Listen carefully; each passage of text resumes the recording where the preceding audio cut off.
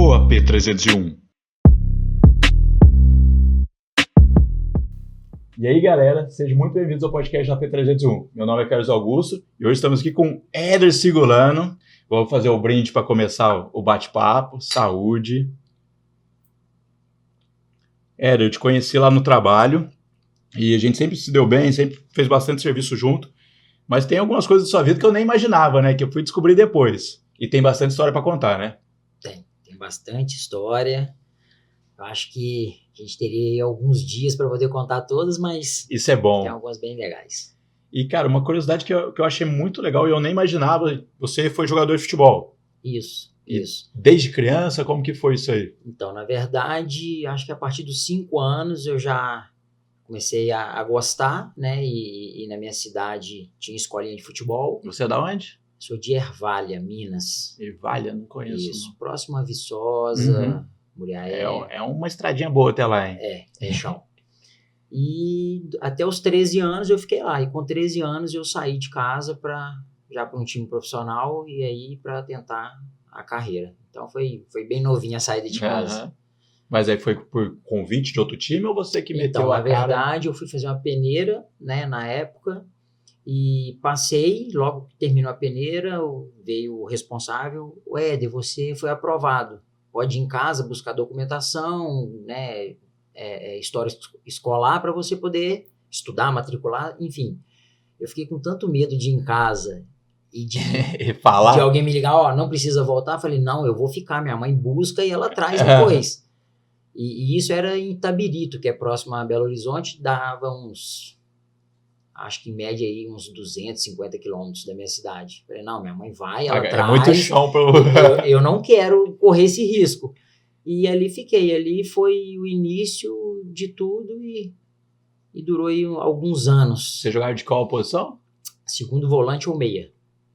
Né? Mas sempre jogou nessa posição? Sempre nessa posição. Porque geralmente criança já pensa em ser o atacante, já pensa... Gostaria de ter essa habilidade, mas não. Você já era volante ou meia atacante. Distribuía assim a bola. Sempre assim, nunca fui, eu sempre falei isso, nunca fui bom, sempre fui muito esforçado. Sempre me dediquei muito, então isso me levou a alguns caminhos, né? Colhi alguns frutos desse esforço, mas foi mais realmente pela dedicação do que pelo talento em si. Não, e a gente estava até conversando antes, você jogou até fora do Brasil, né? Joguei. Tive uma experiência boa. Mas com 13 anos ou já mais velho? Não, aí já foi a partir dos 16. Ah, não foi muito também, muito mais velho. Foi um pouquinho depois. Aos 16 eu tive aí, né, uma convocação para a seleção brasileira, sub-17, que a gente disputou um torneio mundialito na Itália. Aí teve um torneio na Inglaterra e na Hungria depois. Então, aos 16 anos eu fui convocado e a gente foi para esse torneio, a gente foi campeão em cima da Argentina na final, nos pênaltis. Melhor coisa que isso. Naquela época tinha o Tevez e o Mascherano. Caramba. Nessa seleção da Argentina. Uhum. Então, assim, foi... Era um time bom já. Já era um time bom. E eu fui expulso no segundo tempo, mais ou menos ali uns 30 minutos, ou um pouquinho menos. Uhum. Fiquei apavorado. Que final, de repente, né? Perdeu o título, a final. Por causa de estar com um homem a menos ali. Né? Então, assim, e no vestiário foi uma pressão. Terminou o primeiro tempo 0-0. O diretor chegou e falou assim, a gente nunca perdeu para a Argentina nesse campeonato, nessa categoria. E se vocês perderem, vocês não vão jogar bola em mais lugar nenhum. Encerra a carreira aqui. Aí todo mundo... O diretor, né? Não foi nem o diretor. Técnico. E assim, 16 anos. Todo mundo... Moleque. 16 anos, na época, isso foi em 2000. Em 2000, um jovem de 16 anos não tinha, de repente, o conhecimento, a informação que os de 16 hoje têm. Não tinha internet, não tinha? Não tinha acesso a isso. Para ligar para casa tinha que ser orelhão, marcar, a internet era muito difícil. Então, foi bem complicado você lidar com essa pressão, mas a gente sabia que fazia parte do... Um adulto que não era seu pai nem seu tio dando essa Justamente, instrução. A gente sabia que fazia parte do jogo, então tinha que lidar com isso e amadurecer. E curiosidade mesmo, quando vai para esses outros países para jogar, como que é meio que visto a trabalho? O visto de viagem é a trabalho? O visto é de trabalho, pode ser... É porque é um visto muito específico. Mas você tem que ter o passaporte. Tem que ter o passaporte. Mas como é atleta e se tratando de seleção, o processo é mais rápido para se tirar o visto. Eu acho que há trabalho, mas eu não tenho certeza. É porque eu imagino que seja, né? Porque você está indo trabalhar. Porque acaba que, assim, quando é um período maior de 3 meses. Até 3 meses você tira um visto comum. Na verdade, assim, hoje a gente nem precisa de visto. Né? Na Europa você tem a zona Schengen, que são os países que têm um acordo que o brasileiro pode ficar até 3 meses sem visto. Você só pagar para ir. Só chega e entrou, não tem problema. Eles carimbam o seu passaporte. Passou 3 meses, aí eles vão entender o porquê. Aí você pode levar uma multa, advertência, você pode ser... Você pode achar que você mudou para lá, né? Pode achar que você quer ficar lá, vai, né, ser extraditado, enfim. Então, até 3 meses você não precisa de visto, só se passar desses 3 meses. Não tem uma garantia que ele tá num time, ele vai voltar, querendo ou não, né? Aí é bem mais, ainda mais se tratando de seleção, né? Você tá indo ali já com a delegação, com todo mundo, então tem uma credibilidade. Uhum. Então, você vai, né? Se passar de 3 meses, aí você precisa de uma autorização. Mas esses campeonatos duram quanto tempo? Geralmente... Semana, mês? O Mundialito, acho que, se não me engano, foram 15 dias. Os outros foram torneios de 1 semana. No total, a gente ficou, acho que, quase 2 meses. Ah, tá. Esse Mundialito, hoje já foi tudo um atrás do outro, já? O Mundialito foi na Itália, a gente saiu da Itália, aí teve uma folga ali de 3 dias, a gente foi conhecer alguns lugares na Itália. Depois a gente foi para a Inglaterra, aí o campeonato foi, acho que uns 4, 5 dias, foi um torneio de 6 equipes. Aí teve uma folga, todo mundo foi passear também. Depois a gente seguiu para a Hungria, que foi a mesma coisa. Alguns jogos amistosos, aí não foi torneio, foram jogos amistosos e também uma folga, e nisso tudo foram uns 2 meses. Pô, maneiro. Até o retorno. Mas aí o Mundialito foi primeiro, vocês ganharam da Argentina e já falaram, agora já tá tudo tranquilo. A pressão já... Mas a pressão é muito. Na Inglaterra, o torneio foi nós Inglaterra final. Mas aí, assim... Seleção brasileira, né? Os caras não querem perder. Exatamente. E para eles é até mais bonito, né? Tem que ganhar o tempo todo. E todo mundo quer ganhar da seleção brasileira. Assim como todo mundo quer ganhar dos Estados Unidos no basquete. Sim. Então, algumas coisas, né? Para se mostrar superior de alguma maneira ali, né? Como é referência, o Brasil é referência em futebol. Então, era correr dobrado. Era tenso. Mas deu tudo certo, o time era muito bom, tinha um pessoal muito... Tem alguém que se destacou depois, que estava na sua seleção? A gente teve o Leandro Bonfim, que jogou no Vasco, depois continuou na seleção também há algum tempo. Teve o Wesley, que foi zagueiro do Vasco. A gente teve um goleiro Bruno do Palmeiras, Tavares. Acho que todo mundo assim foi até determinado ponto... Bem. Acaba que todo mundo acaba saindo do Brasil. Em algum momento não fica, né? Acaba tendo proposta, vai embora. Eu tive proposta para ir, mas tinha um empresário, mas não era muito presente e a gente não entendia nada muito bem como que funcionava. Você falou isso, informação zero. Informação zero. Pai e mãe não tinha a mínima noção, então assim, não tinha muito ninguém para poder gerenciar isso. Hoje é todo mundo mais instruído. Até as próprias redes sociais ajudam de alguma maneira. Planejamento de carreira, hoje você tem várias empresas, a gente não tinha acesso muito a essas coisas. Então, ficava na mão mesmo. Acaba que a gente fica na mão de uma pessoa que, se ela for um pouco mau caráter, ela pode te levar para um caminho que não tem volta. E aconteceu em alguns instantes comigo isso. Poderia ter ido mais longe do que eu fui, mas por não ter uma gestão de carreira, então isso te limita a algumas coisas. Você não saiu por causa de machucado, essas coisas? Então, quando eu voltei da seleção, eu fui convocado depois para sub-20, logo em seguida. Só que aí, nesse meio período, antes de se apresentar na sub-20, eu tive um rompimento de ligamento no joelho direito. Então, eu fiquei 8 meses parado. Caraca. Tinha sido convocado para a seleção mineira, aí perdi a seleção mineira, sub-20, fiquei 8 meses parado. Quando eu retornei, é muito difícil, porque a musculatura fica toda, né, comprometida, dá uma atrofiada, o ritmo é diferente. Comecei a ter algumas pequenas lesões, estiramento, panturrilha, coxa, e o tempo passando, e o pessoal pressionando, não vai ser mais o mesmo. E a medicina também não, por mais que não tenha já muito tempo, porque 20 anos, querendo ou não, era outra medicina também. E acaba que assim, as pessoas vão começando a duvidar um pouquinho. Pô, será que vai dar certo? Será que vai conseguir voltar ao que era? Aí foi chegando um período que foi me desgastando, eu tava um pouquinho de lado, aí eu decidi sair. Né? Você mesmo que... Aí eu decidi sair antes do término do meu contrato. Aí conversei. Aí você tava jogando onde nessa época? Tava no América de Minas. Aí decidi sair, aí saí, foi em 2004, quando eu saí. Aí depois eu fui para São Paulo, aí de São Paulo, através de amigos, de conhecidos, aí a gente foi viajar o mundo.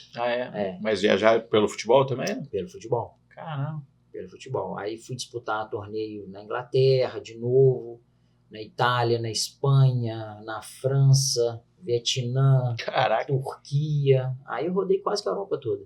Mas jogando por qual time, assim? Específico ou não? Geralmente era time de empresário.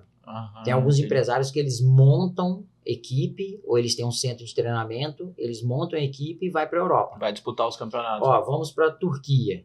Lá eu tenho 10 jogos amistosos. Ele faz isso para tentar negociar algum jogador, vender, enfim. Então, nisso, acaba que um indica outro, você vai conhecendo muita gente no meio e foi indo uma coisa atrás da outra. E nisso eu fui conhecendo vários lugares.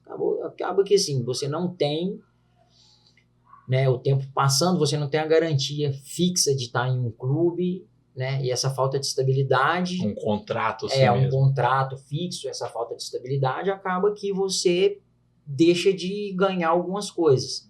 Não só financeiramente, mas de repente voltar à seleção, um clube maior, né? Porque provavelmente a seleção não convoca desses times de empresário assim, né? Não, somente de clube mesmo. Então você deixa de ter isso. A visibilidade. E acaba que o tempo vai passando, se você não consegue se encaixar em algum lugar, o tempo passa, aí vai chegando determinada idade, aí o pessoal já começa, a partir dos 27... tá começando a ficar velho pro futebol. Isso é muito louco. E hoje a mentalidade mudou um pouco. Hoje o pessoal tá conseguindo se cuidar e jogar né, estende um pouco a carreira. Mas há 20 anos atrás, 15 anos atrás, cara de 28, 29 já, tá começando a chegar nos 30, depois dos 30 é só tem até mais 2, 3 anos. Um meme que é engraçado que eu vi na internet, que era alguma coisa assim, eu com 38 anos, tô me sentindo mó bem, aí você vai assistir algum jogo, esse jogador é um milagre, aos 32 anos ainda joga. Você fala, caraca! Porque, o esporte é diferente, não adianta. É diferente, alto rendimento, né? Você treina todos os dias, é uma carga muito alta, o atleta profissional. Quem vê de fora acha que é muito fácil, né? É uma intensidade... Acho que o cara só trabalha quarta e domingo e fica em casa o resto do dia. É uma intensidade muito alta. Mais de um treino por dia, não é? Algumas vezes. Dependendo do lugar, do país, aí vai muito... Tem uma série de coisas, entre a questão cultural, tem alguns lugares que treinam uma vez por dia, tem lugares que acho que a Europa é uma vez, não é? A Europa geralmente treina uma vez por dia, e tem muita gente que tem, alguns profissionais tem o personal trainer e tal, e ele treina no final da tarde, também ele treina 2 períodos alguns dias, para poder complementar, mas geralmente é um período. Emirados Árabes, treina só à noite, por questão do calor. Eu fiquei no Cazaquistão 1 ano. A gente treinava só no finalzinho da tarde, início da noite, no verão, por causa do calor. 1 ano você ficou lá? Fiquei 1 ano. Então, assim, era muito quente, 50, 60 graus. Caraca! E no inverno era 40 negativos. Então, nossa! O extremo. Então, geralmente ia para a Turquia, né? Ia para algum país mais ameno para poder conseguir treinar, ou treinava em ginásio fechado, né? Totalmente fechado. Cara, lá não tem escolha, né? Porque ou você tá no mesmo assim, um dos meus primeiros treinos, o pé congelava, mesmo com meia, né? Tem um óleo que passa para proteger. Mesmo assim, congelava o pé. E congelou, tem que sair, que você já não sente mais nada. Aí você avisa lá e... Avisa e sai. Então, assim, imagina, a gente brasileiro... Eu já cheguei no 40 negativo. Nossa. Já cheguei. Então, assim, é extremamente incômodo. Mas sempre consegui me adaptar rápido. Essa é a facilidade que eu tenho. Mas é complicado. É complicado. E qual foi o... Pode falar, desculpa. Tem a alimentação, né, que é diferente. Tem a cultura que é diferente. Falta o arrozinho com feijão. Tem tudo. Arroz com feijão até que, assim... dá para ficar sem. Mas tem algumas comidas, igual no Vietnã, por exemplo, que era complicado. Você chegava no início, vinha numa bandeja, cobra. Vinha numa bandeja assim comprida e a cobra toda picadinha assim. Cara. Meu Deus. Aí no outro dia eu falei assim, agora Mas aí você ia olhando pro resto da galera pra saber como que fazia pra comer aquilo, assim? Primeiro olha, né? Espera, será vê que se é de vai colocar comer alguma mesmo? coisa. Porque eu tive uma experiência, eu vou contar depois no México, que não foi agradável, não. Quis ser o primeiro e deu ruim. Então, assim, depois vinha cachorro, rato, a comida. E era um resort de 5 estrelas que a gente ficava. Então tinha um mini zoológico e você escolhia o que você queria comer. Macaco, cobra, rato, sapo, rã. Cara. Tudo criado para isso, né? Nada da rua. Igual a gente cria galinha e boi, mas, assim, pra gente isso é muito exótico, muito, muito diferente de tudo. Mas, como dizem, né? É o tempero e a fome que mandam. Exatamente. Não tem melhor tempero que aí isso. Depois de 10 dias que a gente descobriu um lugar que tinha arroz, feijão. Aí foi mais tranquilo. Cara, mas até então extremamente complicado. Eu fiquei no Chile uma semana, menos que uma semana, certeza. Mas eu senti falta do arroz com feijão. Já. Acostumado a comer todo dia, né? E foi até engraçado. Um amigo meu foi fechar uma porta lá assim, isso que era uma porta enorme do hotel que a gente estava. Ele fechou meio que fazendo força mesmo. Eu falei, ei, tá faltando feijãozinho, hein? Cara, uma mulher lá do outro lado da rua. Eu sei onde tem. Eu falei, caraca. Quando eu fui pra Alemanha, fiquei 1 ano na Alemanha também.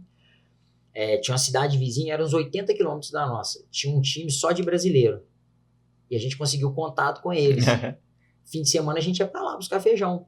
Porque eles compravam, tinha uns 20 brasileiros, eles compravam um saco de feijão que vinha da África. Aí a gente importava feijão. A gente ia lá, pegava um pouco e trazia pra gente. Então, assim, a gente ia lá visitar toda semana. E os outros jogadores queriam experimentar também isso aí? Cara, na Alemanha a gente tinha um problema com isso. Porque geralmente eles não usam alho, eles não usam cebola, ou usa cebola um pouco adocicada. E não é lá que tem aquelas... eles fazem tipo umas linguiças, tudo temperada, né? Eu achava que usava tudo isso daí. Não tem alho. Quando a gente colocou alho para refogar, para fazer a comida, o síndico do prédio veio, multou a gente, porque falou que estavam reclamando do cheiro, que ninguém usa aquilo, que estava dando mau cheiro. O cheiro é bonzão, cara. Aí o treinador nosso, na verdade o auxiliar técnico, veio conversar com a gente. Falou assim, gente, não pode, aqui não é hábito. Eu falei, tá, mas é a cultura nossa, a gente está dentro de casa. Exatamente. Você já experimentou um macarrão alho e óleo? Não. Vai lá em casa amanhã. O cara queria comer todo dia. Então, sabe assim, o que eu fiquei imaginando agora? Não sei se você já comeu. Você já comeu içá, que é a tanajura, aquela formiga? Já comi na farofa. Isso. Já. Aquilo para fazer empesteia o cheiro. Você imagina fazer isso lá? Que o prédio, se você fizer no prédio, o prédio inteiro sabe o que você está fazendo. Se fizer lá, é multa. Aí depois a gente fazia e o pessoal com certeza não gostava, mas entendiam que era. Entendia. Poxa, são brasileiros, é normal. E assim, às vezes estava 10 graus, 15 negativos, fora a gente colocava no aquecedor 25, 30 dentro de casa. Que era o que vocês estão, que a gente está acostumado. Aí quando ia alguém visitar a gente, vocês são malucos, não pode, se sair vai passar mal. Não, aqui dentro é Brasil, aqui tem que estar quente. Aqui é BR. Aqui tem que estar quente. Então, assim, alguns conflitos culturais, eu acho que isso que é o mais complicado. E às vezes a gente Mas o que é interessante também, né? Aprende muito. Um aprendizado que, assim, acho que nenhuma faculdade vai te dar isso, né? Esse convívio, esse dia a dia. Mas também, ao mesmo tempo, é muito desafiador. Por quê? A gente está acostumado com a cultura. Aí você chega no país da pessoa, de outras pessoas, e você tem que meio que se adequar. Só que aí, assim, a gente jovem, em outro lugar... Quer desafiar, Você quer desafiar. Você, não, mas por que eu não posso? Eu vou fazer. Então, você não tem maturidade para algumas coisas. Para aceitar que você que tá na casa do cara, poxa, né? Eu tô na casa do cara. Se fosse no meu país, o cara fizesse uma coisa assim, como que eu ia me sentir? Uma comida comida que eu considero fedida porque eu não tô acostumado. E outras questões que acaba assim, o jogador, o cara veio de outro país, pro meu país, o cara joga comigo, ganha mais do que eu, né? E faz o que quer. Faz o que quer, acha que... Então, assim, são situações que você depois Bota olha na e fala balança assim, ali. meu Deus, isso se pudesse voltar atrás eu não faria. Mas, por outro lado também, eu sempre tentei muito me adequar àquilo que tinha que ser. Adaptar igual você falou ali. Tem que adaptar. Inclusive, eu carrego amizade, de onde eu passei eu tenho contato, assim, de pessoas que são amigas no mundo inteiro. Que maneiro. Que inclusive falam assim, poxa, Éder, volta pra cá, vem morar, traz a esposa, traz o filho.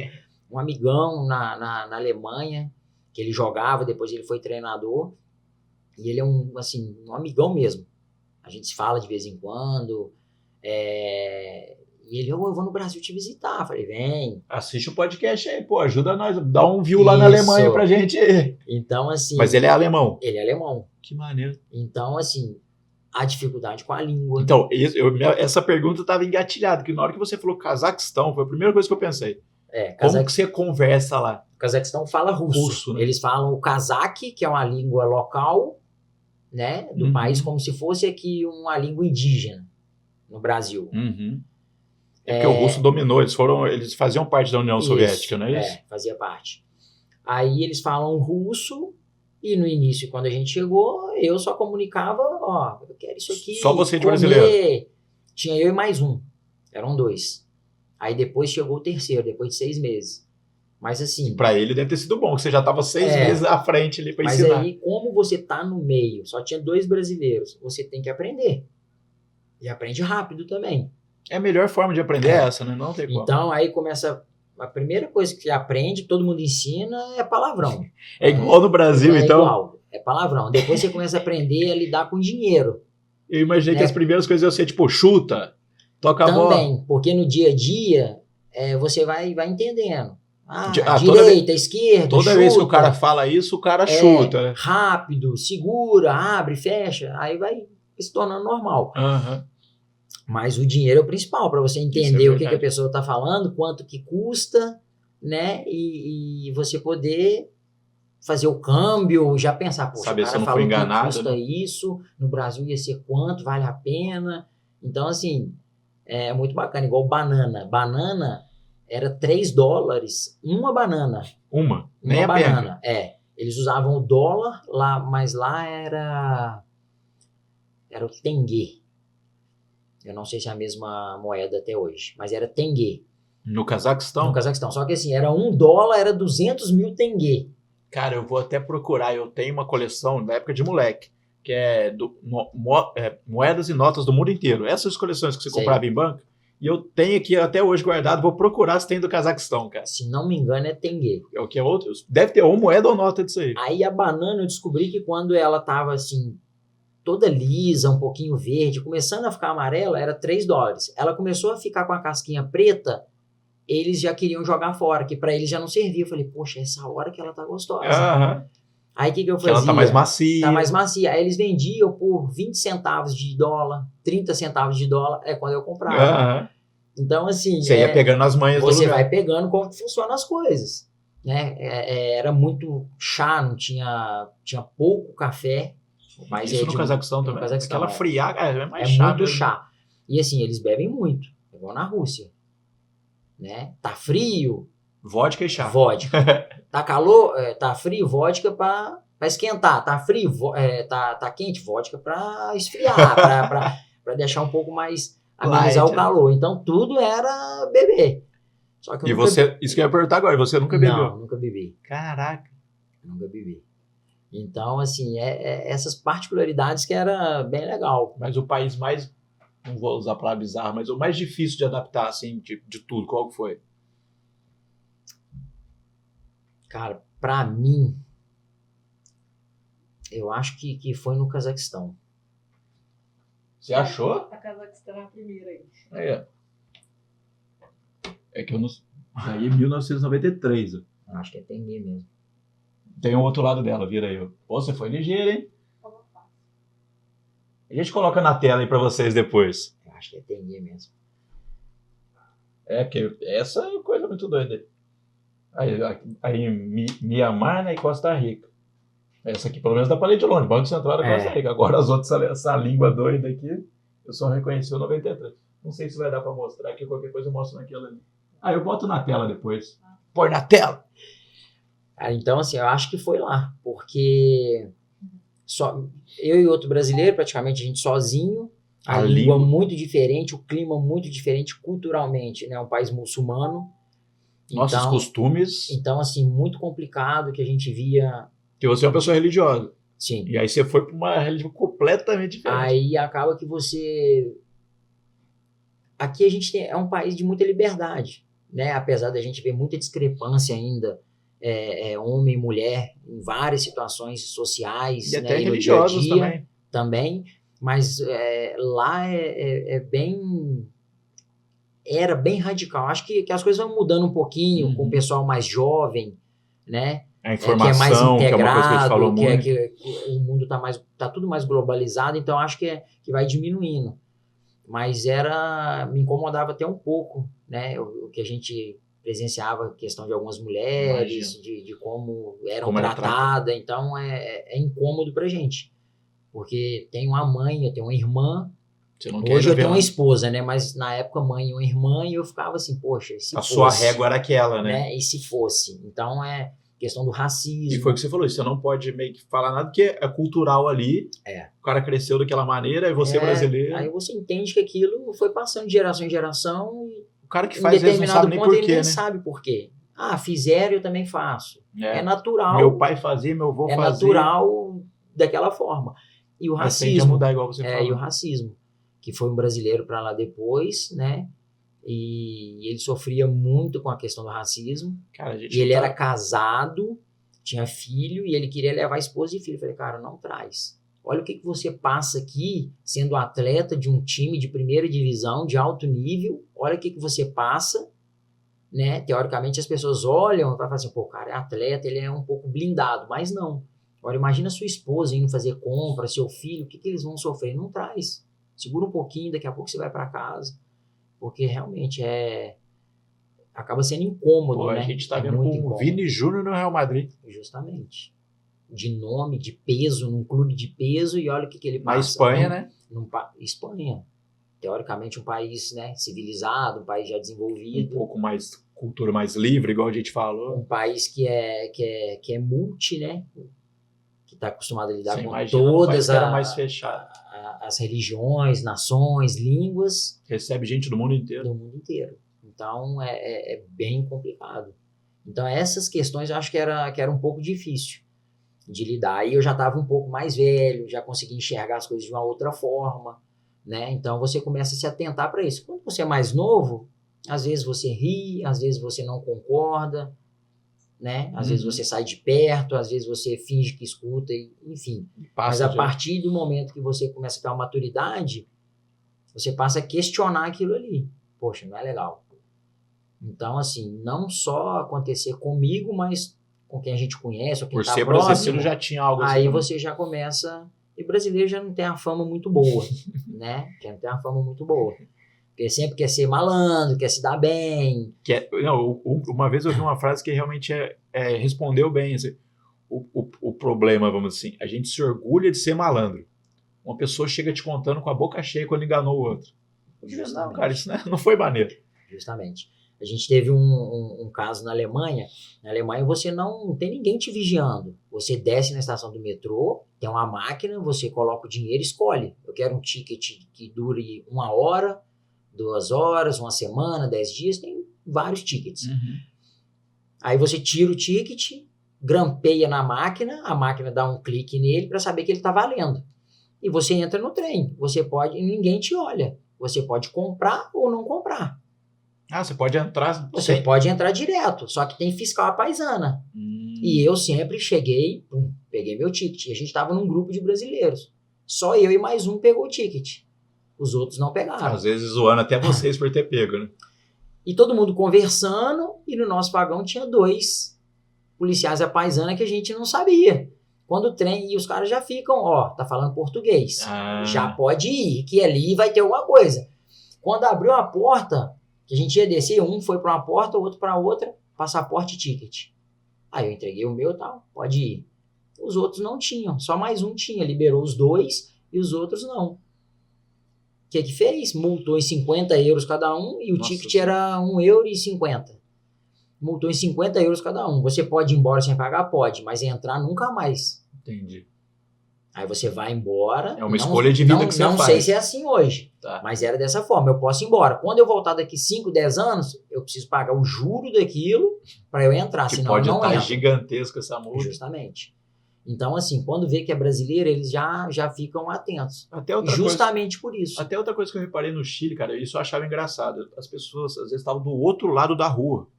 E falavam, brasileiros, brasileiros. Cara, eu não sei se é o nosso jeito de andar, não sei se a gente fala alto ou anda rindo. Porque, cara, que às vezes dava, de onde o cara gritou, não daria pra ele escutar que a gente tava falando em português. Eu falei, cara, como que é isso? Se é a nossa cara de bobo, que eu brincava assim, será que é a nossa cara de bobo?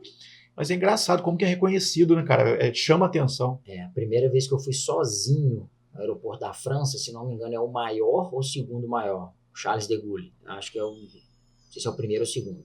Esse da Alemanha é o maior, um dos Estados Isso Unidos, do da mundo, Inglaterra, acho que é o segundo maior do mundo.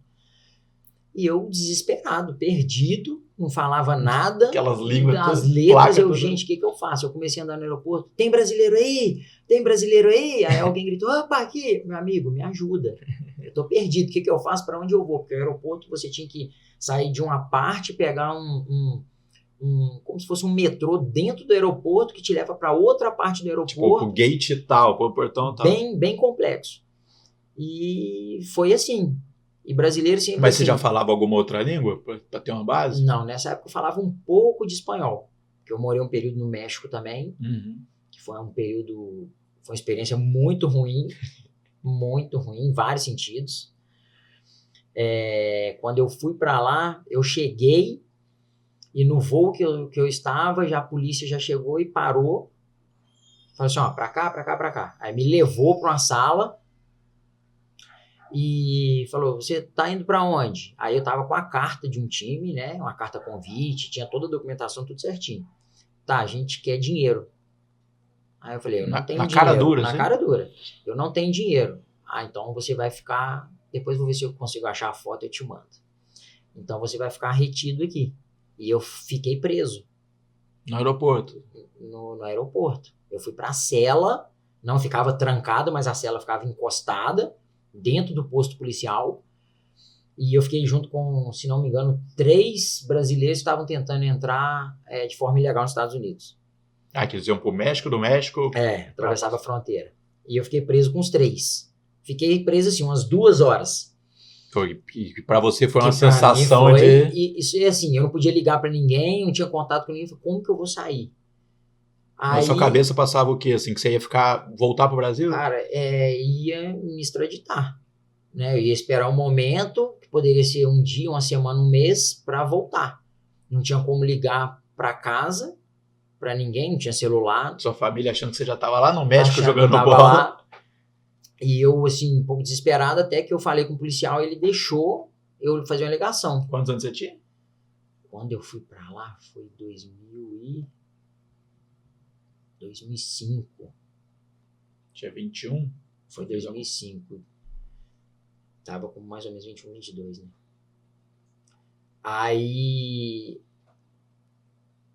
eu consegui, eu liguei pro empresário em São Paulo, ele entrou em contato com o empresário no México. Aí, acho que eles ligaram... o avião já estava lá no México. Já estava lá, já estava no aeroporto, já tinha desembarcado. Aí, acho que alguém ligou para a polícia e falou assim, a gente vai te liberar, mas seu passaporte fica aqui. Quando você retornar, você deixa um dinheiro aqui que a gente libera seu passaporte. Caraca. Aí fui pro México, fui para Tampico Madeiro, era a cidade. Tampico, eu só tô lembrando daquele suquinho só. Eu acho que o suco tem alguma referência de lá. Ah, é? Aí eu fiquei nessa cidade. E fiquei um período e o treinador chegou para mim e falou assim, Éder, você era para ter vindo há 1 mês atrás. A gente já fez a pré-temporada, já fez a inscrição de todo mundo. Não tem mais como eu fazer a sua inscrição. Então você pode voltar. Pô. Aí eu, caramba, então beleza. Nem juntei o dinheiro que eu tenho que dar pro policial. Aí, beleza. O que eu fiz? Tava no hotel e eles falaram para mim, a partir de agora, as suas despesas é por sua conta. Não é mais por conta do clube. E eu falei, cara, eu não tenho dinheiro aqui. Como é que eu vou fazer? E fui ficando no hotel. Aí passou, aí eu ligando pro Brasil, para empresário, falei assim, ó, preciso ir embora, preciso voltar. E tentando resolver a situação de passagem, remarcar, demorou aí um pouquinho. O gerente veio e falou assim, Éder, você tá há muito tempo aqui, você não tem como pagar, a gente precisa diminuir, você vai escolher uma refeição por dia, café da manhã, almoço e jantar. Falei, cara, eu vou escolher o café da manhã, porque o café da manhã é de 7 a meio-dia. Falei, então praticamente é um café e um almoço. E os funcionários, só que quando o gerente não tava, eles me ligavam e falavam assim, Éder, pode vir. Aí eu ia comer alguma coisa e voltava pro quarto. Aí ele me chamou novamente, daí uns dias, Éder, sua conta tá alta, a gente vai ter que te remanejar para um quarto mais barato. Eu falei, ok. Tendo uma cama, eu tô feliz. Aí, só que aí ele me pegou, fui pro último andar do prédio, do hotel. Aí ele tá tentando abrir a porta, eu li assim, suíte presidencial. Eu falei, caramba, tem alguma coisa estranha aí, cara, suíte presidencial? O cara quer diminuir minha conta. Quando ele abriu a porta, cara, era um depósito. Caraca. E seria uma suíte futuramente. Era um depósito, colocaram a cama lá pra mim. No meio de piso, azulejo, coisas quebradas. Era o quartinho enfim. da bagunça. Falei, cara, que coisa. Aí eu comecei a refletir também, entendeu? Pô, pouco tempo atrás eu tava lá na seleção, tive um período muito bom e agora algumas escolhas, talvez perrengue. Algumas pessoas erradas, passando um perrengue que talvez eu não precisaria estar passando.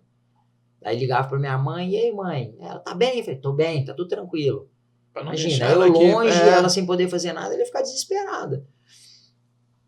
E consegui... E agora tô na suíte presidencial, mas... Aí a recepcionista do hotel, ela tinha um irmão, e acho que ela comentou com ele a minha situação, e eles chegaram pra mim e falaram, Éder, a gente vai pagar a sua conta e você vai lá pra casa. Que foda, cara. Você vai pra minha casa, você vai ficar lá até resolver a sua situação. E assim foi. Fui pra casa deles e em fiquei... Tampico ali mesmo? Em Tampico, fiquei acho que uns 2, 3 dias. Inclusive, meu aniversário eu passei na casa deles. E me marcou muito que quando eu tava indo embora, eu conversando com ele, ele falou assim, Éder, eu só tenho um sonho. Construir mais um cômodo na minha sala que eu queria ter mais um filho. E eu falando assim, meu Deus, olha o sonho, a simplicidade do sonho, né? Aí ele parou num caixa eletrônico comigo e falou assim, Éder, olha aqui o saldo meu. Eu tô te dando tudo que eu tenho, vai dar pra você fazer, acho que só um lanche no aeroporto, se eu tivesse mais eu te daria. Pessoa boa, sabe? Aquelas pessoas que Deus pura, né? Coloca na sua vida, que você fala assim, ó, se não fosse, o que eu ia fazer? E ele me ajudou muito, né? Então, quando chegou no Brasil, eu falei com a minha empresária, aí peguei o número da conta dele, na época a gente conseguiu fazer o estorno do dinheiro dele, né? Pagar o hotel, tudo que ele tinha ajudado, mas eu perdi o contato dele. Eu tenho foto dele, da esposa e dos filhos. Se eu for lá no México, em Tampico, eu sei aonde ele mora, eu consigo chegar, que eu sou muito bom de memória, principalmente para gravar locais assim. Mas eu perdi contato. Ó, você no México aí de Tampico, ó, o Éder tá aqui, ó. Então, assim, perdi contato, mas gostaria muito de conseguir encontrar, só que é um nome muito comum. Gonzalez, é como se fosse um Silva aqui no Brasil. Como que eu vou conseguir achar? Já procurei inúmeras vezes. Cara, vai que... Vamos dar sorte aqui, vai. Vamos vai jogar lá. Então, assim, consegui voltar. Só que aí, quando eu saí de lá, eu tive que ir no consulado brasileiro. Então, o seu passaporte... Explicar a situação. Meu passaporte está preso. Aí me deram, fizeram como se fosse um boletim de ocorrência, porque esse passaporte meu, com certeza, ele ia pro lixo ou pro mercado negro. Né? Arranca sua foto, põe de outra pessoa e ela vai viajar, vai, enfim. Fiz como se fosse um boletim de ocorrência e me deram autorização de volta. Aí eu voltei e consegui voltar pro Brasil. Aí foi um perrengue grande, foi uma parte ruim da história. E qual que foi a parte gastronômica que você falou que foi no México? A parte gastronômica, lá tinha uma... Sabe esses pêssegos enlatados, esse amarelo? Tinha uma pimenta que era mais ou menos aquilo. E o almoço, um banquete, todo mundo comendo, e tinha um prato grandão assim, cheio, uma louça. E você não esperou ninguém. Colocaram lá, e todo mundo pegou. E eu falei assim, poxa vida, cara, eu gosto tanto de pêssego. Nessa parte eu ia estar bem, que eu não gosto de pêssego em calda, não. Vou ficar olhando. Na hora que chegar lá, aí vai ver só, vou pegar um monte. Dito e feito. Aí colocou de novo, eu fui lá e... Parece que tinha, assim, poxa, tem um mês que esse cara não come, né? Peguei lá uns 3, todo mundo me olhando, ninguém falou nada. Todo mundo olhando. Tinha mais brasileiro ou não? Prato, não. Não, tinha um brasileiro. Só que ele, assim, já estava lá há muito tempo e acho que ele não estava muito feliz com a minha presença, não. Entendi. Aí, coloquei no prato, todo mundo olhando, eu comendo. Aí todo mundo olhando. Aí eu falei, bom, agora eu vou comer, né? Aí parti metade, cara, coloquei na boca. Era uma pimenta muito forte. Muito forte. E o pessoal rindo. Já cara, esperando, né? Bebendo água e, assim, a água não ameniza. Aí, não sei se é verdade. Fala que tem que ser miolo de pão ou leite. na verdade, falaram para eu fazer, colocar sal com limão. Eu não lembro se funcionou ou não. Eu não lembro se agravou ou não a situação, mas com o tempo passou. Mas, assim, muito forte. Então, Mas já é aquela que na primeira mordida você já sentiu? Já. Menos mal, né? E não é aquela, o problema é que é o que vem depois. Mas não é aquela assim, você morde e demora a sentir, sente, ardeu um pouquinho e já passa. Não. Ela vai já gradativo, já vem com tudo e demora. Eu lembro assim de uns 20, 30 minutos. Ela vai acelerando, né? Pra amenizar. Aí a partir daí eu falei, bom, agora eu não como mais nada onde eu não conheço, o que eu não conheço. Eu vou observar para depois ver o que eu faço. Aí foi assim daí em diante. Não, pô, eu fiquei imaginando que seria um bicho estranho, sei lá, mas realmente México, a pimenta lá é quase que o prato principal. E eu gosto muito de pimenta. Mas essa gosto muito, mas essa era muito. Era muito. Ardia demais. Então ela tá naquela escala lá de... Tá na escala. Aí, agora voltando aqui, a gente mudou. Lá você tava lá na França, no aeroporto perdido, achou um brasileiro, ele te ajudou? Me ajudou, aí consegui chegar, né? Porque eu tava indo... Onde eu tava indo? Mas eu não sei se a gente tava indo pra Itália ou pra Espanha e fez uma escala lá. Acho que foi pra Espanha. A gente ia pra Almeria depois. Aí fizemos uma escala lá. Tinha outros brasileiros, porém a gente foi em voo separado. E acabou que eu fiquei sozinho. A gente se encontrou só depois no final da viagem. E assim foi, cara. Muitas viagens sozinho. No início, sem saber. No início, duro. Sem conhecer, sem falar nada. Mas assim... Cara e coragem. Com muita cara de pau. Com muita cara de pau. Eu fico imaginando eu no aeroporto, alguém gritando, brasileiro aqui, mas é que brasileiro se ajuda nesses momentos também, né? Se ajuda. Brasileiro se ajuda. A gente acha muito brasileiro bom, que se ajuda, e muitos brasileiros que não querem também ver outros brasileiros. Que é isso, já conhece. Entendi. Já conhece. Que às vezes tem brasileiro que vai, que realmente a pessoa quer trabalhar, ela quer buscar o espaço dela, mas tem gente que vai assim, pô, tô longe de casa, o que eu fizer, ninguém vai ver, ninguém vai saber, vamos beber, zoar, enfim. Então, isso é um problema. Então, você acaba que sempre vai ter, E né? colabora um pouco com a fama dos brasileiros também. Colabora. Aí, sempre eles ficam com, pelo menos assim, nesse meio esportivo, sempre fica, hoje, com as coisas mais acessíveis, o cara, de repente, acessa lá seu Instagram, Facebook, puxa na internet, o cara consegue ver um pouquinho da sua vida. Antes não tinha, então a pessoa não conhece nada desse cara. Você não sabe nem se o nome então dele é aquele mesmo. Então você chega, mesmo. ninguém te dá moral. Você tem que conquistar o espaço primeiro. Aí se o cara vê, poxa, realmente o cara é bacana, ele veio aqui buscar o espaço dele, aí eles te abraçam de tal maneira que, assim, é surpreendente. É surpreendente. Isso independente do país, assim? Independente do país. Aí eles te abraçam. Porque brasileiro é muito isso, né? Muito contato. A gente chega, abraça, aperta a mão, ri, brinca. Até o jeito de cumprimentar, tem lugar que eles estranham, né? Que a gente cumprimenta o outro com beijo, alguma coisa assim. Brinca e coloca apelido, e fala uma coisa, fala outra, aí... É a eterna quinta série que a gente brinca, né? Aí assim, o cara colocou lá a chuteira dele, a outro vai, esconde. Então isso é coisa de brasileiro. E os caras acabam que eles gostam disso. Né, dessa brincadeira, essa coisa saudável. Aí ele vai quebrando um pouco o gelo. Mas no início é bem complicado. E o contrário, que eu perguntei assim, qual foi o país mais... É complicado no nível de língua e tal. Qual foi o mais tranquilo? Que você acha, nossa, esse foi sossegado. Parece com o Brasil. Cara, eu acho que Portugal eu não fui. Não conheço Portugal. Só passei, caramba, rodou tudo ali. Passei, desci no aeroporto e segui, mas não conheci nada em Portugal, só a escala. Eu gostei muito, tá?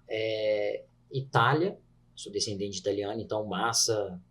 É gosto com muito você da mesmo. culinária, a língua também era não é assim 100%, não entendo nada. Uma coisinha você ou consegue outra. de repente, né, se comunicar. Minha sogra foi um mês atrás, adorou. Itália, Espanha e França, eu acho que A França fala que o pessoal é meio frio, é verdade? meio frio. O pessoal na França tem muitas pessoas que não gostam de quem não fala francês. Isso. Você exatamente. fala inglês, os Aí caras, te alguns ignora, lugares né? te ignoram. Tem que falar Eu ouvi francês. falar disso mesmo. Entendeu? E, por exemplo, na Torre Eiffel, você tem um platô que você consegue tirar a foto, que você fica na parte mais alta, e ficam muitos africanos vendendo a torre pequenininha e tal. Souvenir, né? né? O souvenir, vende algumas miniaturas de outras Inclusive, coisas. souvenir deve ser uma palavra francesa, não é não? Souvenir. Faz biquinho, Faz provavelmente. biquinho. Aí, muitos deles não gostam. E às vezes te vê de uma forma assim oportunista. E tem meio aquele assim, ai, toma aqui um brinde. Aí se você pegar, custa X. Mas isso tem até aqui no Meio que Brasil. tem. Então meio que te forçando a comprar. Mas assim, eu tenho um grande amigo que mora na França, que inclusive sempre, vem pra cá, vem pra cá. E ele esteve lá presente comigo, né? Quando eu fui pra lá, a gente se viu. E fica doido pra mim ir pra lá. Mas, assim, lugar muito bonito, mas a gente cresceu aqui, a gente mora aqui, a gente tá acostumado. É muito fácil quando você, poxa, ô fulano, onde é que tem um sapateiro? Onde é que tem um supermercado? Onde eu encontro determinado produto? Todo mundo já sabe onde é que fica tudo. Você consegue se localizar. Lugar que você não conhece nada é muito difícil. Você precisa, se você não tiver uma rede de apoio, não tiver Lá alguém você que vai fala assim, conhecer poxa, uma em pessoa. tal lugar, é complicado. Carro. A gente alugou um carro e botava o som um pouco mais alto no carro. Não é aquele som alto, não. Pouca coisa. O pessoal já ficava, a polícia parava, por que o som tá alto? Por que vocês estão sem camisa dentro do carro? Ah, é? Pô, brasileiro, os caras iam pro treino, voltando do treino. Então, falava isso. Não, sei lá, às vezes você voltava do treino suado, Suado, pô, o cara normal, sem né? camisa, o carro fechado, Sim. pô, tá em casa. Aí, Faço polícia isso aqui parava. depois do futebol. E contraste, por exemplo, quando a gente ia para essa cidade vizinha dos brasileiros, a gente pegava a Autobahn. Que é aquela que você pode acelerar à A vontade. Autobahn, determinados lugares dela, eu não sei se ela toda, mas determinados lugares, você não pode andar menos que 180. Não pode andar menos? Não, senão você é multado. Caraca. Menos que 180, você tem que ter um adesivo especial do órgão competente, como se fosse o Detran aqui, falando que ali tem um deficiente, ou um idoso, alguém com dificuldade, ou carro que tem criança.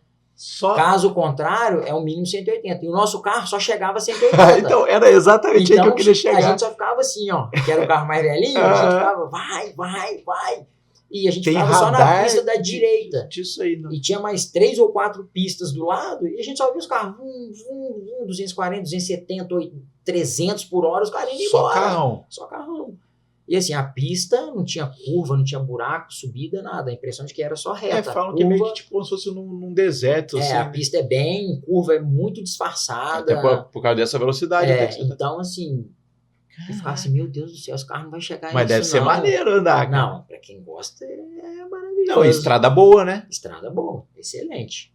Isso na França? Não, isso na Alemanha. Então, isso porque era exatamente o que eu ia te perguntar, que eu só tinha ouvido falar da Autobahn na Alemanha. Cara, que sensacional. Eu fiquei com muita mais vontade, porque eu achava que era assim, livre. Não, você pode andar 100 ou você pode andar 200. Pelo menos na época não era assim. Que sensacional, cara. Pirei agora. Não era assim.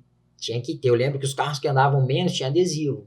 Idoso, dirigindo. E tipo isso também, a direita e os da esquerda. A direita e da esquerda deixa embora. Se você ficar na esquerda, aí... É tipo a Dutra aqui, a esquerda é pra quem quer andar. Possivelmente acidente, com certeza multa, porque na Alemanha é muito monitorado. Por exemplo, a gente já teve brasileiros amigos, né, que acessava site para ver filme, né?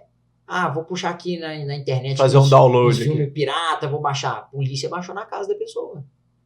Caraca. Vocês estão vendo, vocês estão baixando filme, aqui é ilegal, multa. Se tiver reincidente, você vai para delegacia. Então, assim, Você está sendo monitorado o tempo todo. o cara é monitorado. Pois você falou, mesmo sem querer, você vai lá, pagou o ticket, não pagou, tem alguém te vendo. Um ônibus, motorista para, isso era outra coisa. A gente usava muito transporte público no início. E que lá funciona bem, né? Que funciona bem. Então, eu parava no ponto, aí tinha um cronômetro. O ônibus tal vai chegar em 3 minutos. 2,59, 58, 7, 6, 5, 0, o ônibus encostando. Em um ano, nunca atrasou 1 segundo. Caraca. Nunca atrasou. E é ônibus tipo de combustão mesmo, não é nem de linha, assim, não. de elétrico, nem nada. O que eu pegava não era de combustão Cara, mesmo. e ele chegava. Né? Chegava. Então, assim, se eu tinha que... O meu treino era 10 horas, eu morava lá 20 minutos. Eu podia... o meu treino é 10 horas, eu quero chegar 9. Eu podia... meu ônibus passa que hora? 8h35, ele vai passar? Eu podia chegar lá 8h34, esperar 1 minuto, 8h35 ele estava passando. Qual que é a cidade? Aí a gente já estava em Berlim. Na capital ali já. Na capital. Pô, aí depois eu fui para Stendal, que é uma cidade menor. E aí a gente foi para essa cidade, que era a mesma coisa, cidade pequena, mas assim... Estrutura e tudo. Estrutura, passava o trem-bala na cidade. Maria. Tinha fim de semana que a gente estava tranquilo, aí eu peguei um trem-bala e falei, cara, eu vou passear. Aí fui para Holanda, fui para Amsterdã. Fazia uma baldeação, determinado ponto, aí depois ia para Amsterdã.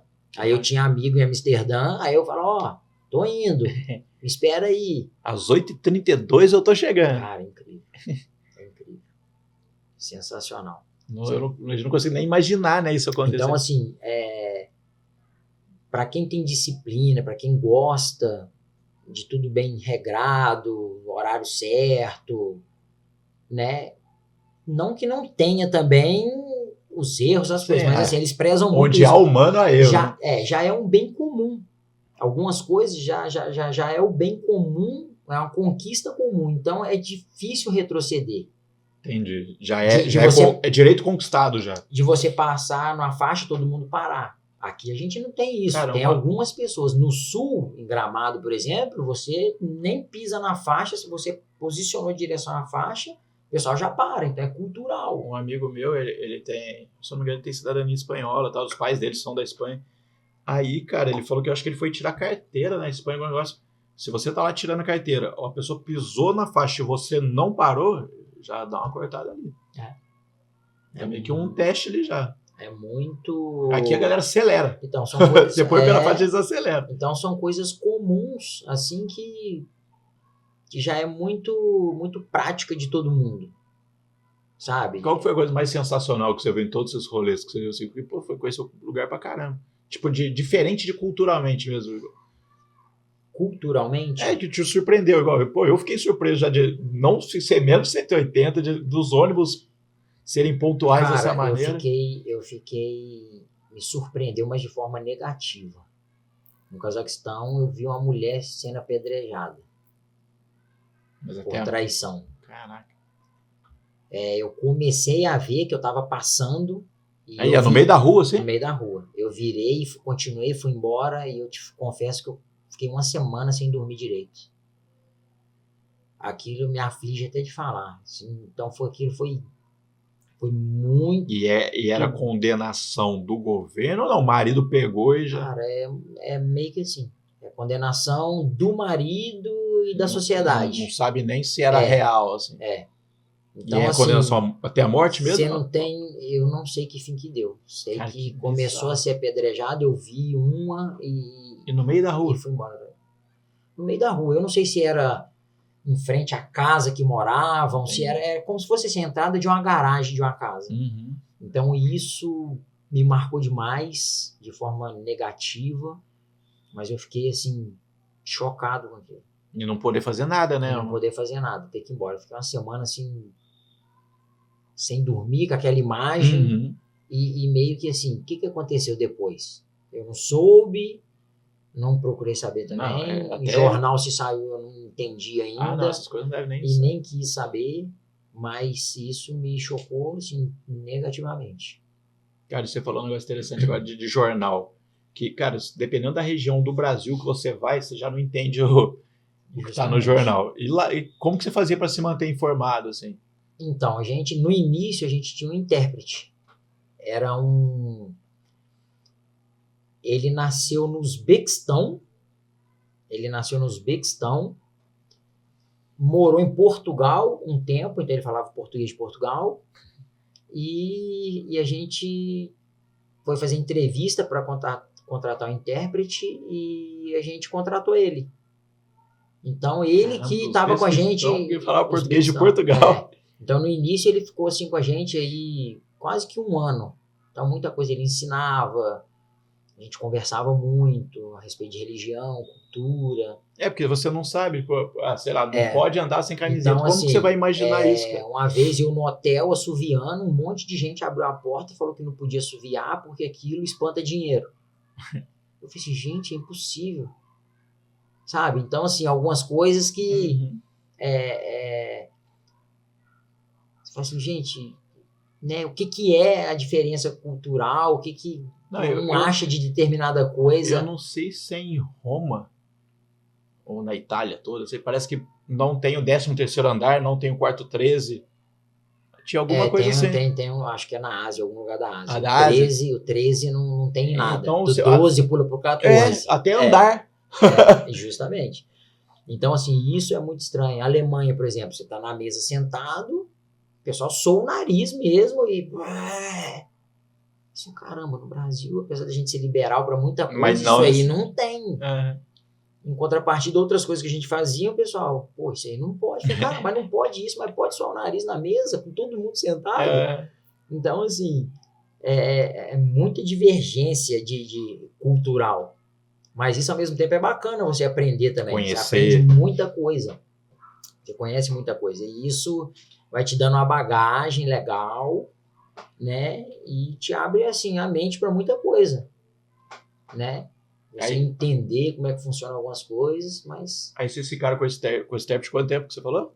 Onde? Com esse intérprete aí Quase um ano. Mas aí vocês deixaram de contratar ele quando vocês já estavam familiarizados, assim? Não, ele ficou com a gente até o final. Mas só que no início que a gente chegou, a gente não tinha ele. Ele chegou depois, acho que ele ficou com a gente uns 4, 5 meses, se não me engano, uma coisa assim. E no início a gente se virava sozinho. Já dá um alívio, já ter alguém que pelo menos pode traduzir alguma coisa. Porque, vamos supor, a gente ia no banco, vou transferir um dinheiro pro Brasil, como que faz? Era complicadíssimo. Se não tivesse ele, Pix, a gente... Né? Não tinha Pix. Se a gente não tivesse ele, a gente não ia saber. Tinha nem como. Como fazia. Por exemplo, eu tive uma lesão, lá não tinha fisioterapia. Eu consegui uma fisioterapia numa escola muito antiga, que os aparelhos, só tinha 2 aparelhos de fisioterapia e que mal funcionava. Era tudo à base de massagem e chá. Você teve um estiramento, é muscular. Então você precisa cicatrizar aquilo. Como é que você vai cicatrizar? Eu tenho um afundamento na coxa de um estiramento que eu tive, e aquilo ali você não pode ficar apertando, porque vai abrindo o tecido muscular. E eu fiquei lá tomando massagem todo dia, e foi abrindo. Então, assim, eu não conhecia porque eu nunca tive aquela lesão. E eles não tinham esse conhecimento. E a época que eu fui, estava muito no início, assim, eles estavam começando a expandir. Hoje não, hoje eles têm uma estrutura fantástica. No Cazaquistão. No Cazaquistão. Tem treinadores, jogadores do mundo inteiro. Eles priorizaram, fizeram um estudo e pegaram... Lá é monarquia? Não. Então tem um outro país que eu vi que o rei também estava investindo bastante em esporte e tal. Não. Lá é mais ou menos igual a gente também. Presidencialismo assim também. E os estados têm o governo. Então eles que resolveram investir nisso mesmo. Aí só que cada estado, o seu governo vai investindo. Então começou aí vários profissionais, mais ou menos o que a China fez há um tempo atrás. Importou conhecimento e tecnologia. Eles pegaram 3 países de referência, Espanha, Alemanha e Brasil. E mandaram caravana. Aqui no Brasil eu pude acompanhar. Que o meu ex-treinador fazia parte da comissão, me mandou um e-mail, perguntou se eu podia ir na CBF com ele, e eu fui, e eles queriam entender como é que é a organização desde a base, os campeonatos, o que é feito, para se descobrir talentos. Quiseram Na verdade, estudar assim, mesmo. na verdade, no Brasil, meio que assim, as coisas vão acontecendo e alguém vê. Diferente da O olheiro Alemanha. ali, né? Diferente da Alemanha, que é programado. Na Alemanha você tem subsedes regionais que tem o pessoal Tipo as da escolinhas Federação ali. Alemã que acompanha desde novo e todas as divisões e vê quem está se destacando, quem tem potencial para eles Investiram começarem ali. um trabalho com esse. Aí eles puxam, colocam num clube maior, colocam numa estrutura maior para investir. Então é um planejamento, Cara, eles têm um o planejamento. Brasil é muita sorte mesmo A também, gente é né? muito no talento, cada dia nasce um, mas também muitos ficam no meio do caminho. Cara, eu ouvi falar Por muito inúmeros. disso já. E tem um tio meu, pô, ele joga bola pra caramba. Ele já tem 60 anos, mas ele joga muito, muito. E ele falou de um caso de um menino que jogava bem demais, por destaque em todo lugar que ia. Aí o empresário chamou ele pra agenciar ele e tal. Aí o pai dele falou, não, quem vai agenciar sou eu. Aí o empresário falou, seu filho nunca mais vai jogar em lugar nenhum. Nunca mais vai jogar em lugar nenhum. Porque, assim, Tem uns conchavos, né? envolve questão financeira, porque é um meio que gira muito dinheiro. Não, e era um pai que, no meu entendimento, eu nunca fui a fundo nesse assunto com meu tio. Devia ser um empresário que queria, não devia ter experiência com isso, queria agenciar o filho. Sim. Porque aí envolve financeiro, envolve conhecimento. Né? Porque, Não, de porque repente, tem uns jogadores que te veem indo pra outros Isso. times que você fala, caraca, então bicho, como? você tem, igual, por exemplo, na Alemanha, como eu fiquei um ano, eu conheci muita gente. Então, quando eu parei de jogar futebol, eu levei uma galera para lá. Aí eu fui como empresário. Como eu conhecia as pessoas lá, e tinha um grupo aqui que me acionou, poxa, a gente queria uma oportunidade, eu falei, poxa, eu conheço lá, eu faço a ponte para vocês. Uhum. Por eu conhecer. Então as pessoas, poxa, Éder, Você encurtava caminhos, né? pode vir tal dia, vocês vão treinar, eu vou olhar os meninos, né, de uma forma assim, com bastante carinho, porque você que está trazendo, a gente conhece, a gente sabe, né, a gente jogou junto. Então, assim, acaba que te facilita. Diferente de você ir num lugar que ninguém te conhece, de repente o cara olha, você teve um erro, o cara, esse aí nem te olha mais. Pô, a história do Cafu, que foi que 11 peneiras, eu acho que ele não passou. Então, assim, querendo ou não, quando você indica, quando você conhece a pessoa que você indica alguém, automaticamente você olha com carinho. É um trabalho, né? Quando você indica alguém pro trabalho também. Isso. Então você, assim, poxa, eu conheço o Carlão, ele me indicou alguém, eu vou olhar com carinho, porque, poxa, ele é um profissional exemplar, ele é uma boa pessoa. Não vai indicar qualquer um. Então ele não vai botar qualquer pessoa aqui. Então, parte do princípio, o ciclo de amizade dele, né? Ele vai botar alguém que é de confiança dele, eu confio nele. Então, isso facilita um pouco. Então, como eu tinha essas portas abertas, então eu levei os brasileiros, né? E através dessas pessoas que jogaram comigo, os contatos que você os fez. contatos que tinha. Você parou de jogar em que ano? Eu parei em 2009. 2009 eu voltei pro Brasil. Você estava onde no último lugar? O último lugar estava na Alemanha. Mas aí você parou por quê? Algum machucado, alguma coisa? Então, na verdade, sim. Você tem inúmeros fatores, né? No meu caso. Eu já tinha, digamos, uma longa estrada. Foi um período, eu acho que curto, mas, porém, foi muito intenso. Você está num país, vai para outro, muito desgaste emocional, muitas coisas. E acabou meu contrato na Alemanha, o pessoal queria renovar, mas aí eu já conhecia hoje a minha esposa, eu já conhecia ela antes, mas aí nesse período de 2009, que meu contrato estava acabando, a gente voltou a ter contato. Então a gente voltou a ter contato. Aí eu já querendo... Ela aqui no Brasil. Eu já querendo vir embora. Juntou tudo. Eu falei, poxa, gente... né? Aí eu falei para ela, ó, vamos começar a orar... né, pra gente, de repente, iniciar um namoro, se der tudo certo, a gente vai namorar. E eu voltei pro Brasil. Mas voltei pro Brasil, assim, porque lá já tinha terminado meu contrato, e do jeito e a proposta que me fizeram para mim não estava legal, eu falei assim, então eu vou voltar. Voltei, falei, se aparecer uma oportunidade, depois eu sigo. E você voltou para qual lugar no Brasil? Você voltou para sua cidade? Voltei para São Paulo. Voltei para São Paulo, porque eu tinha um amigo em São Paulo, que ele tinha um clube, e eu sempre ficava lá para fazer pré-temporada, treinamento, antes de alguma viagem. Falei, eu volto para São Paulo, fico por ali, se aparecer uma oportunidade eu vou. Mas aí eu já comecei a não dar muita importância em ir. Falei, bom, agora eu Não vou... fazia aquela questão, né? Agora eu vou... Já que eu vou ficar aqui, eu vou estudar, fazer uma faculdade e vamos ver o que vai acontecer. Aí nesse período que eu estava em São Paulo, fazendo a faculdade, aí começamos a namorar. Aí eu falei, bom, São Paulo tem... E ela morava em Barra Mansa. Aí eu tinha que vir uma vez por mês. Falei, cara, não dá. Eu preciso estar mais perto. É um chãozinho. É um chão. Aí, em umas férias minhas que eu tava em São Paulo, eu fui para Búzios, que ela tinha uma tia que morava em Búzios. Cheguei em Búzios, a gente conseguiu conversar com algumas pessoas e tal.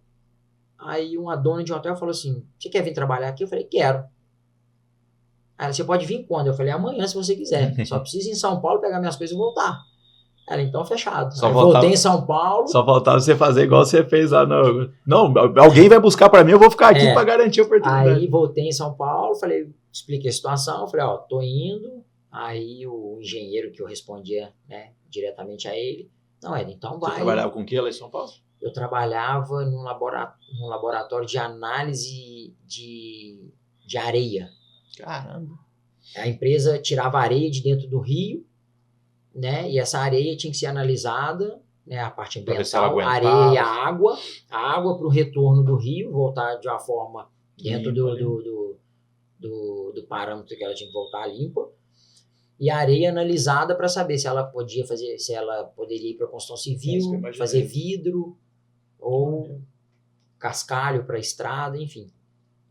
Então eu trabalhei nisso. Nunca imaginei. Então, assim, aí fui para Búzios. Aí juntei minhas coisas, vim para Búzios e já estava mais próximo. Ah, tá pensando na possibilidade. Já estava pensando na possibilidade de estar perto, já, né, começar a pensar na possibilidade do casamento. Então, aí quando eu estava em Búzios, a gente se casou. Aí em 2016, aí eu falei, bom, agora casar eu tenho que ir para lá. Né? Porque minha esposa é psicóloga. Falei, bom, o mercado para ela aqui eu não sei como que funciona. Lá ela já trabalha. Então eu vou para lá e vou recomeçar. Caraca. Um recomeço atrás do outro. Aí eu vim para cá. Aí fiquei um tempo aqui, mas aí eu dava consultoria. Mas vocês já vieram para Volta Redonda ou não? Barra Mansa não, mesmo? Para Barra Mansa. Aí eu dava consultoria em alguns hotéis, né? Que eu trabalhei no hotel lá. Fiquei 4 anos trabalhando no hotel. Foi onde eu aprimorei o espanhol, né? Porque em Búzios tem muito argentino, muito chileno. E nesse período foi muito bom. Aí eu continuei, aí aqui dava consultoria lá, aí passou 2016, quando foi em 2018 eu entrei na Unimed. E fiquei até março desse ano. Quase 6 anos. E recomeçando de novo. Isso que eu ia falar. Não, era a pergunta que eu ia fazer agora. E sempre assim, recomeçando, mas muito tranquilo. Porque sempre tive muita fé, sempre fiz muito direcionado, sempre orei muito a Deus, né, para guiar mesmo. Guiar e sempre assim, colocar pessoas para ajudar também. E sempre onde eu fui, sempre encontrei pessoas que estenderam a mão. Então, assim, eu sempre que eu posso, que eu tenho oportunidade também, eu gosto de estender a mão, porque eu acho que por mais que eu ajude, eu sempre fui mais ajudado do que eu ajudei. Por ajudar, você era assim? Sempre. Aonde eu ia, Deus colocava alguém para me ajudar. No México tinha alguém, na Espanha tinha alguém, no Cazaquistão tinha alguém, na França, Gonzalez, vê esse vídeo aí, cara. No Vietnã, então assim, em Búzios, aqui na Unimed, quando eu entrei. Então assim, sempre você tem uma pessoa que te acolhe, que te abraça, que te dá uma força. Depois você começa a entender como é que funciona o processo e vai naturalmente. E a pergunta que me fizeram aqui foi essa. Poxa, você era gerente de um grande hotel em Búzios, um hotel renomado. Você saindo de lá para vir para cá, recomeçar, né? Você não vai ficar desestimulado? Eu não vou, porque se eu pudesse te contar a história, porque sempre é um recomeço. Agora você manda esse episódio pra pessoa, fala assim, eu não vou te contar, assiste isso. Aí. Então, assim, mas eu acho que o recomeço, eu acho que é para todos nós. Quando a gente muda de casa, vizinhança, quando você muda de escola, de faculdade, de trabalho. É sempre um ciclo que se fecha e outro que já está E abrindo outro que inicia. Porém, você fazendo isso na fase adulta, é um pouco mais fácil, porque você já tem maturidade para lidar com algumas coisas. Mas quando você faz isso na adolescência... Você faz mais consciente, né? Mais consciente. Então você sabe lidar. Se você, de repente, tem alguém ali que não te acolhe bem, você, poxa, vamos dar um tempo, talvez, vamos ver como que isso vai funcionar. Quando você é mais novo, você, é esse aí? Então o problema é ele, então vamos resolver de alguma maneira. Então você quer ir para o outro lado. Então, na fase adulta é difícil, mas eu acho que a gente já tem a maturidade para lidar com isso. Melhor. Então você consegue ter alguns caminhos para poder amenizar um pouco. Você acredita que já passou de 1 hora o bate-papo, cara? Já. Caramba, passa. É o que você falou, cara. Tem papo para muitos. Tem. Cara, igual eu até comentei que a gente sempre brinca que tem um pré-podcast, né? A gente queria que você indicasse alguém para participar desse bate-papo. A gente vai ter que marcar uma parte 2, eu já deixo o pré-avisado isso. Mas eu peço que você indique alguém para participar aqui do podcast com a gente. Pode ser mais de uma pessoa, aí é com você mesmo. Olha, eu tenho 2 pessoas assim que o nome me veio à cabeça. Um que é na minha área, né, nessa minha antiga área, que é o Thiago, que também já foi jogador do Palmeiras, né? Ele é da mesma igreja que eu, né, do Projeto Vida. Tem muita história para contar também.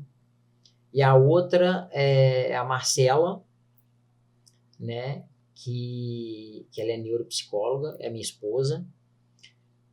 Não é puxando sardinha, não, tá? Porque ela é neuropsicóloga. E hoje é um tema que a gente, assim, tá bem aflorado, né? Que cada vez mais isso tá vindo, né, muito forte. Cada vez mais as pessoas... Pós-pandemia, né, cara? Nossa. Né, a saúde, as escolas, os hospitais estão se preparando para receber, né, essas pessoas especiais que às vezes têm alguma patologia, tem alguma condição especial, que ela precisa de um cuidado especial. Então, assim, ela aplica alguns testes, né, que você consegue, de repente, dar um norte, né, junto com outros profissionais, da melhor maneira de você tratar. Então, sendo criança, você consegue ter uma expectativa, né? Imagina para o pai ele saber assim, eu preciso tratar isso aqui que eu vou do meu filho, né? Ele vai ter uma possibilidade maior de se integrar na escola, de se dar bem na vida, desenvolver, se ele for aqui porque foi diagnosticado. Do que, às vezes, a pessoa não sabe por onde vai e ela passa a vida procurando e não sabe, né, que caminho seguir e acaba fazendo de tudo e nada dá resultado.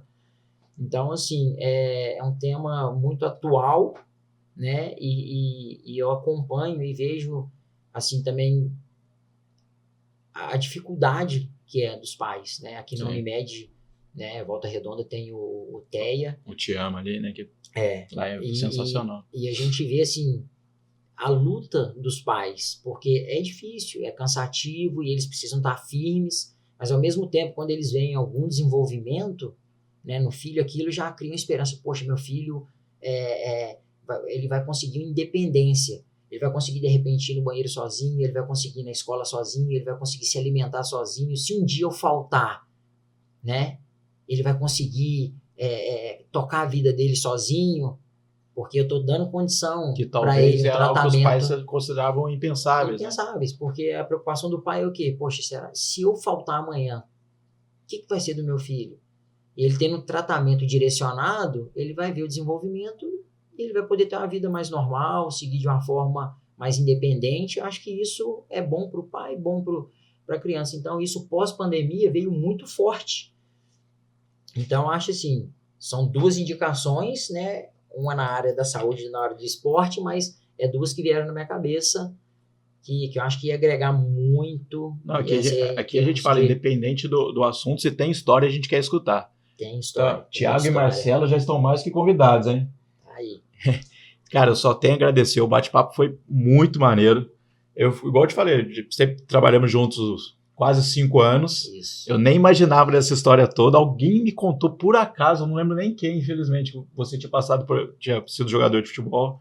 E eu sei que ainda dá para marcar parte 2, que ainda tem muito assunto para falar ainda. Tem muito assunto, tem muita história, tem história engraçada. Acabou que a gente deu uma pincelada, mas tem muita história engraçada, tem muita história triste. Mas que ajudou a formar quem você é hoje. Justamente. Que hoje, quando eu olho para trás, eu falo assim, poxa, isso aqui né, me serviu, isso aqui fez parte para moldar meu caráter, Isso para ver acredito. como eu enxergo determinadas coisas. Então, às vezes, alguns problemas que, de repente, para alguma pessoa é difícil, para mim é um pouco mais fácil, porque, poxa, cara, hoje a comida é isso. Poxa, para mim isso é tranquilo. Os nãos moldam mais a gente do que o sim. E te faz pensar mais, te refletir mais do que o sim. Muito mais. Muito mais. Cara, só tenho a agradecer mesmo. Esperamos gravar mais episódios, então. Então, gente, episódios novos toda segunda-feira. Até mais. Até mais. Queria agradecer também, né? Uma honra, um prazer, estou à disposição. E é isso aí, pessoal. Confere aí e vamos seguir aí. Falou, galera!